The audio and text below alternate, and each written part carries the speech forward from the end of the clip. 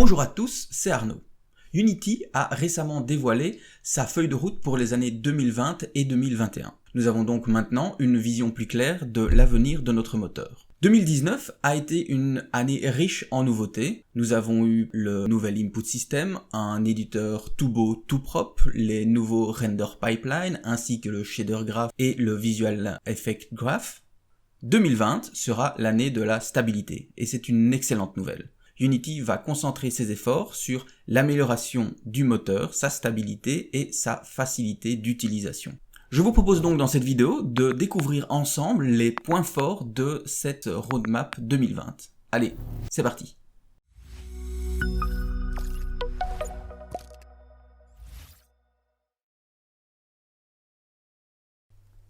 Premièrement, et afin de proposer un moteur plus stable et robuste, Unity passe d'un planning de 3 releases par an à 2 grosses mises à jour.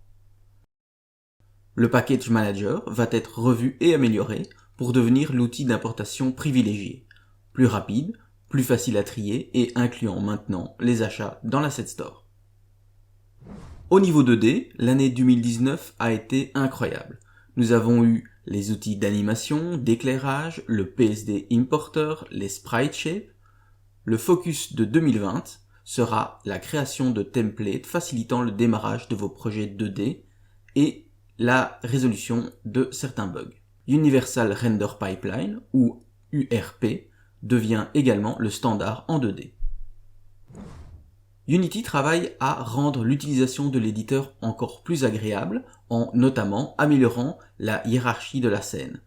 Arriveront bientôt les arrêts réorganisables et un set d'outils permettant une meilleure organisation de la hiérarchie. Nous pourrons également bientôt éditer une préfab d'une instance directement dans la scène tout en gardant le contexte de celle-ci.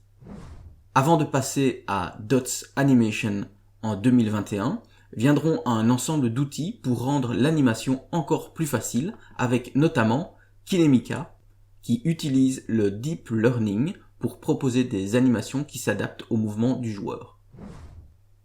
Au niveau des effets graphiques, le but est ici de créer des shaders sans écrire une ligne de code. Visual Effect Graph est maintenant sorti de preview, les efforts sont donc concentrés sur Shader Graph, sa stabilité et les bugs fixes. Un autre objectif sera de réduire par 2 le temps de chargement des shaders.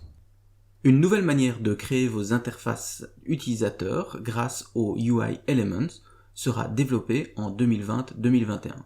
Cette nouvelle méthode se rapproche de ce qui se fait dans le développement web. C'est un aspect qui m'intéresse particulièrement.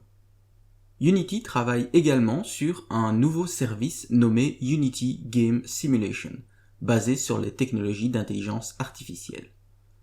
Ce service permettra aux créateurs de lancer des millions de sessions de jeu simultanément dans le cloud afin de facilement équilibrer leur jeu.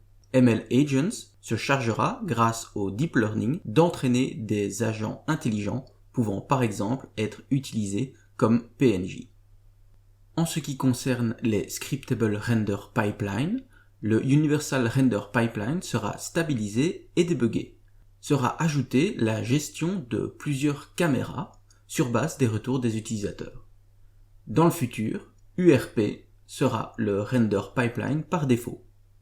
De son côté, le HDRP sera un asset vérifié et le court terme sera consacré au bug fix et à la stabilisation.